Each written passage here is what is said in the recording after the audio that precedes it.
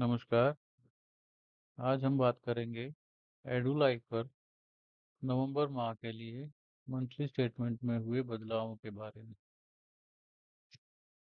जैसे ही आप लॉगिन करेंगे,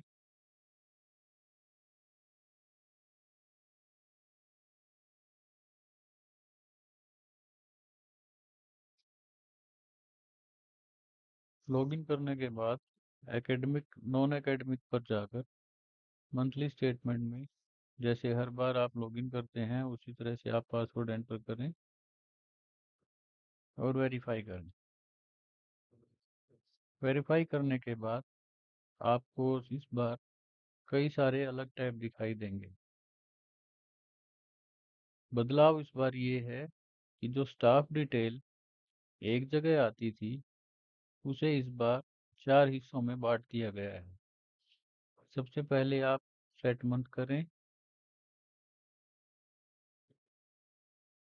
सेट मंथ करने के पश्चात आप देखेंगे आपके पास स्टाफ बेसिक की डिटेल आती है।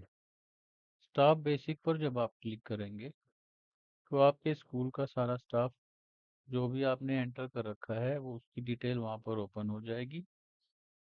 मेनली स्टाफ डिटेल में बेसिक में कोई बदलाव नहीं है, तो आप एक बार उसको एडिट करें और अगर कुछ चेंजेस हैं उसे बद चेंज करके कंफर्म कर दें, अपडेट कर दें, तो जब जो अभी आपको यहाँ पर रेड में दिखाई दे रहा है, वो आपको ग्रीन कलर में दिखाई देने लग जाएगा। अगला टैब आता है आपका स्टाफ सर्विस, मतलब आपके स्टाफ की सर्विस से संबंधित जो डिटेल होंगी, वो यहाँ पर आएंगी। इसमें कई सारे बदलाव हैं, जैसे पहला बदलाव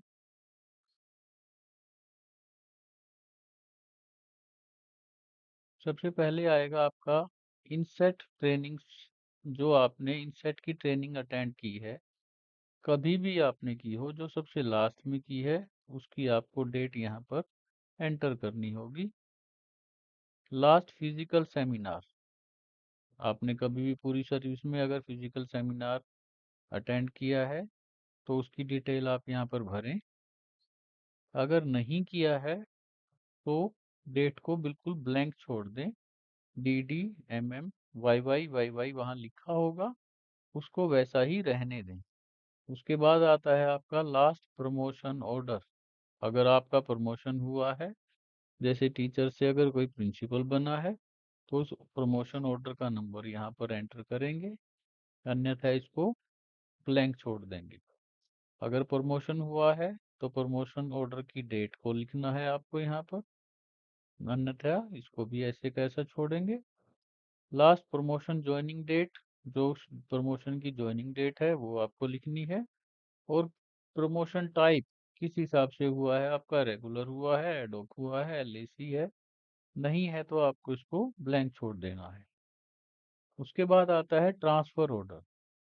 अगर आपका लास्ट कभी ट्रांसफर हुआ है तो यहाँ पर आपको उस ट्रांसफर ऑर्डर का नंबर लिखना है, उस ट्रांसफर ऑर्डर की डेट लिखनी है और ट्रांसफर का टाइप लिखना है।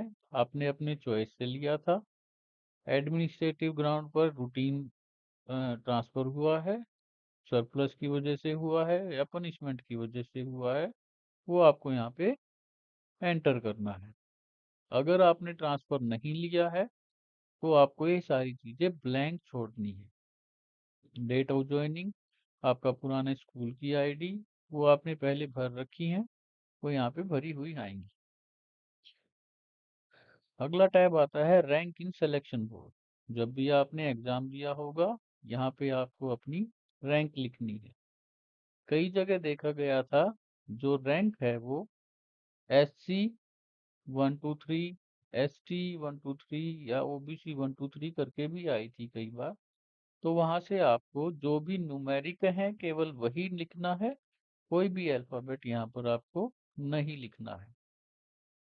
नेक्स्ट आता है आपका panel number. Panel number mainly daily wagers के लिए है। अगर आपको कोई पैनल नंबर अलॉट हुआ है तो वो आपको यहाँ पे लिखना है, अन्यथा इसको खाली छोड़ देना। उसके बाद है marks achieved in selection exam. अगर आपने DSSB के थ्रू एग्जाम दिया था तो उसमें आपको कितने मार्क्स प्राप्त हुए और मैक्सिमम मार्क्स उसमें कितने थे, वो आपको यहाँ पर एंटर करना है। एंटर करने के बाद आप स्टार्टिंग में जाएंगे और अपडेट करके इसे सबमिट कर देंगे। नेक्स्ट आता है आपका स्टाफ डॉक्स, डॉक्यूमेंट से संबंधित। यहाँ पे आपके स्कूल के सारे एम्प्लॉय दिखाई देंगे। आप एक एक करके हर एक एम्प्लॉय को सेलेक्ट करेंगे। उसके बाद यहाँ पर आपको दिखाई देगा employee ID, name of employee, date of birth. ये आपका प्री फील्ड आएगा, जो आपने डाटा पहले भरा हुआ था उसी के बेसिस पे आएगा। उसके बाद इमेज ऑफ एम्प्लॉय, यहाँ पे आपको फाइल अपलोड करनी है। ध्यान रहे पीडीएफ फाइल होनी चाहिए और 50 केबी से 500 केबी के बीच में उसका साइज होना चाहिए। पीडीएफ का साइज कम करने के लिए ऐप का लिंक डिस्क्रिप्शन में दे दिया जाएगा। आप उसको इस्तेमाल करके ऑनलाइन अपने पीडीएफ का साइज छोटा कर सकते हैं। उसके बाद आता है अपॉइंटमेंट लेटर। अपॉइंटमेंट लेटर आपके डोजियर में लगा होगा, उसकी फोटो लेनी है, पीडीएफ बनानी है और यहाँ पर अपलोड करना है। उसी तरह से प्रमोशन लेटर, अगर आपका प्रमोशन हुआ है तो उस प्रमोशन लेटर की फोटो लेनी है, पीडीएफ बनानी है और यहाँ पर आपको अपलोड कर देनी है।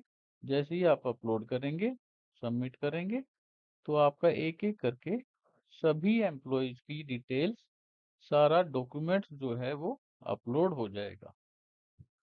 बाकी किसी भी चीज में, basic land and building facility, students declaration, इनमें किसी भी तरह का कोई बदलाव नहीं किया गया है। तो आप अपना ध्यान से सारी चीज देखकर अपने सभी एम्प्लॉयज की ये डिटेल्स तैयार करके एक एक करके सभी की डिटेल भरें। धन्यवाद।